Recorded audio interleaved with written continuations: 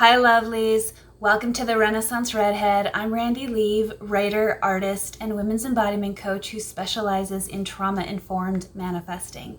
And today I'm going to share 3 reasons why you might find it difficult to persist in living in the end of effortlessly receiving your desired manifestations.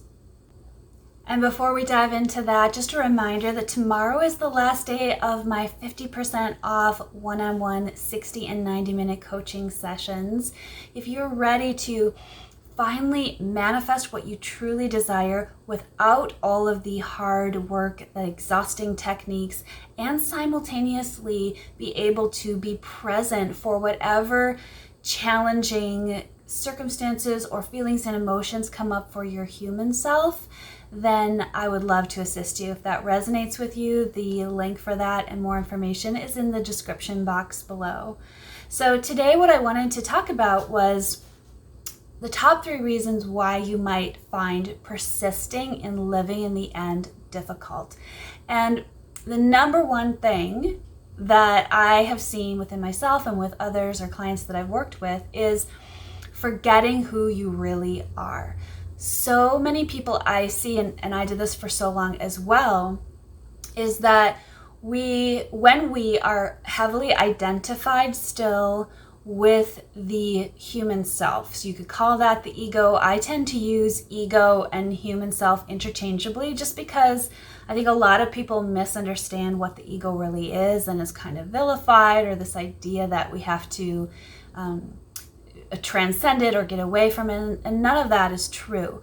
But when we are really identified with the wounded, programmed, traumatized, conditioned human self, that version of the ego, then we see anything that looks like opposition to our manifestation, our desired reality, as a threat. And that includes painful feelings and emotions, but also what we might term as limiting beliefs. We see those as a threat. And so then we buy into this idea that unfortunately is prevalent in so many of the mainstream manifesting teachings, that we have to change these beliefs. We have to change these limiting beliefs. We have to reprogram our subconscious. And none of that is actually true. Because when you remember who you really are, that you are infinite love, that you are that I am, you are conscious awareness.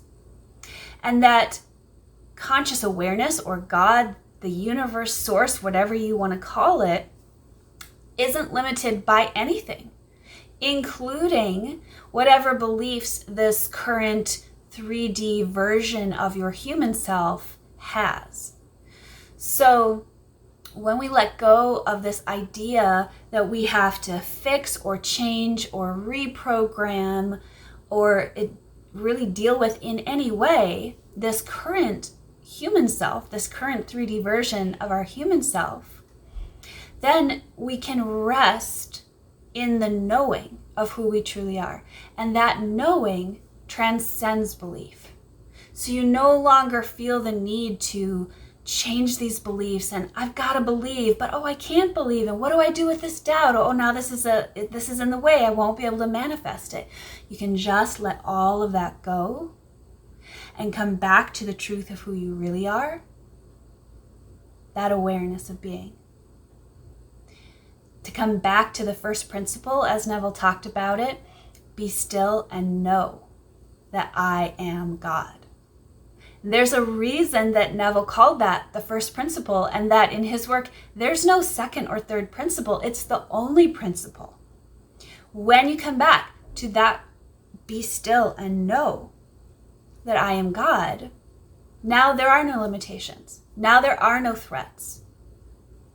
Now there is no chance that I can't receive the truth of who I am. And so messing around with this current human 3D version of yourself becomes irrelevant. The second reason is that you are too focused on getting the desire instead of being the fulfillment. So this is really the difference between thinking of the desire versus thinking from it. And if you feel into it, when you are really focused on the desire, whatever that is, like I want to get the money, I want the ring, I want the job, I want the health, the body, like whatever it is, like just actually do this little exercise with me for a moment. Feel into your body. And now picture your desire and just feel where your energy is. Feel what it feels like in your body when you're thinking of your desire the way that you may have been doing it. Because when we are actually focusing on getting the desire, receiving the desire, when am I going to manifest this desire? I need to do these techniques. I need to change my beliefs. When we're in that identification, you will be able to, if you start practicing being sensitive to this, you will feel that your energy is outside of your body. It's like a forward moving energy. This getting energy is outside. It's forward moving. And again, it's because it's a misidentification of self. And so, first of all, it doesn't really feel good when you feel into it. And that's actually thinking of the desire, not from being the fulfillment. When you do step one, like I said, which is to be still and know, to remember who you truly are, to rest in that, the knowing that as infinite love, as conscious awareness, now you can just make a choice and say, oh, yes to this desire. And that energy is receiving. It's a receiving, it's a being, it's a having energy. Now feel into that in your body with me. Just feel into that for a moment. That feels like the energy's coming in towards you. It's moving in towards you. That is the energy of giving. And we sometimes don't realize that we are so hung up on this energy of getting. I need to get this. I need to get this manifestation. I need to get this person to treat me differently. I need to get this money or these clients coming towards me. But we think we're focusing on getting it coming towards us, but we're really focusing on this energy outside of ourselves in this future perceived reality, that energy of getting. When we remember who we are and we're saying yes to our desire, we're trusting in the knowing. Now we're giving first to ourselves. And that comes from the love of our desire and the knowing of who we are and the love of who we are and the gratitude for our desire. Because when you are being the fulfillment, which is living in the end, is being the fulfillment of actually having your desire. How would you feel? Who would you be in the version of the reality where your desire is a lived reality right now? That's a giving energy that you first give to yourself. Because you can't receive it from the outer world. Since the outer world is just a mirror, it's just a projection, you can't receive what you're not willing to give first to yourself and to receive within yourself and to embody and be in that fulfillment in yourself first.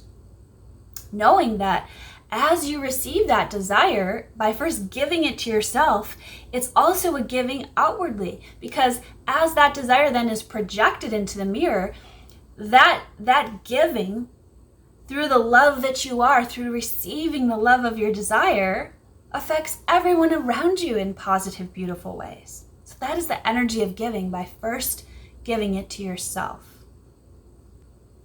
And that's why when we're actually thinking from the desire and we're actually living in the end and in the juicy, delicious fulfillment of our desire, that's why it feels so good. And that's when persisting is not difficult at all. It's enjoyable. It's delicious.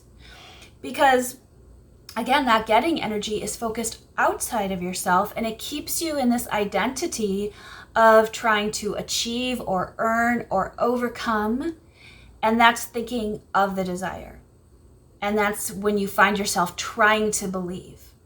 But when you let all of that go by first connecting with who you really are and then moving into that choosing and then knowing and the allowing and the being, and then embody that energy, embody that version of you as you move throughout your day, and then placing your attention on that over and over and over. It's not a rejection of the current 3D or what you don't want. It's a choosing to place your attention on being who it is you actually want to be. That is a polarizing energy. That's a magnetic energy. That's when it feels like, oh, this is coming to me, it's coming through me, by me, from me. That allows us to give, as I said, to ourselves first, and then to others as it's projected back at us in the now moment. It's accessed right now. There's no waiting required. And the third reason you may find persisting and living in the end difficult is that you're not actually connecting with the true, pure intention of your why. Why do you even want what it is that you think that you want? And this can be also a little exercise you can do. You can write out the reasons why you think you want it. Why do you want the money, for example? So that I can feel safe and secure. Okay, you can write that down. Why do you want to feel safe and secure? So that I can, fill in the blank, whatever it is for you, so that I can travel, so that I can have fun, satisfying experiences, so that I can take care of my friends and family the way I want to, or be a blessing and contribution to the world at large, or whatever it is for you. It doesn't have to be massive. It can be small, whatever is true and resonant for you. But why do you want that? And you'll find if you keep going to the next why and the why and the why, and get to the core why of why you actually want your desire, it's always because it's like a permission slip to be more of who you really are, to be a particular version of you that is actually what you're craving.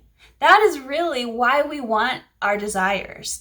It's because our higher self, like our awareness of being, our infinite nature, knows that our desires are almost like, this little GPS or this little dangling carrot to say, come this way, because who we allow ourselves to be, it's not even a becoming, but who we allow ourselves to be on that journey is who we really are. That's what we crave. You want to live in your fullest expression of self. So this desire to feel secure, to feel satisfied, to feel happy, to feel powerful, to feel safe, to feel loved and loving, to have fun, satisfying experiences, whatever that is, that's because all of that allows you to show up in your fullness, in your truth, in your power, in your divinity. That's why you actually want it. So when you bypass the middleman, so to speak, and stop holding your desires hostage, stop placing terms and conditions on how you get to feel, or I can't have my desire until I work through this or that, or change these beliefs, or get myself to believe. When you let all of that go, all of these reasons and excuses as to why you can't live in the end now, you'll find that your desires end up being just like a very wonderful byproduct, because the real prize is you coming home to yourself and giving yourself that permission slip to be more of who you truly are.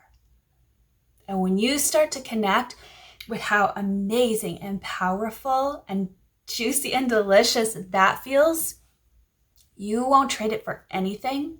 And you will stop looking to the 3D. Is it here yet? Do I have it yet? Is this working? You'll stop doing that, because you'll finally understand that this journey of manifesting isn't just about getting things out there, trying to change things out there. It's about being who you really are. That's what your soul craves. That's who you came here to be. So I invite you to buy the pearl of great price, as Neville said. Go straight to the remembering of who you really are. Rest in that infinite love, in that conscious awareness of being. From that place, choose your desire. Say yes to it. Realize that the reason we even have a desire is that it is coming from our higher self. It's like a gift that's coming from you, by you, to you. And what do you do when someone gives you a gift? You say, thank you. Thank you for this gift. And you just like feel into that. The relief of that, the leaning back of that, the receiving of that. Thank you for this gift. And then focus on being the fulfillment of receiving that gift. Not on getting that gift, but being that. Who am I being in the reality where this is true for me now, where I'm enjoying the fulfillment of having this amazing, powerful, beautiful gift? And then remember to connect with the true essence and your true intention. Set that powerful intention of how you actually want to feel. Give yourself that permission slip for who you actually want to be. I want to be in my fullness. I want to unconditionally live as my true self. I want to feel unconditionally that sense of love, of loving, of safety, of satisfaction, of security, of being seen, of showing up in my creativity or my power or whatever it is. Having fun, feeling at ease, feeling peace. Give yourself that permission slip and connect with that essence. Every day, keep placing your attention, your energy, your time, your inner experience on that felt sense of who you actually want to be and embody that. And that is how to stop making persisting hard work and stop placing terms and conditions on receiving your manifestation and feeling good in this now moment, because this is available to you right now. And this is how you change the reflection in the mirror, by receiving and embodying and living in that gratitude and that love, that freedom, that enjoyment of the fulfillment of your desire right now.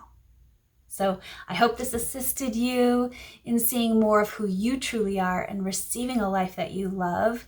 And let me know in the comments if you have any questions. And again, if I can assist you in any way in effortlessly manifesting your desires without all this hard work and without messing with the current 3D reality or the version of you, then I would love to do that.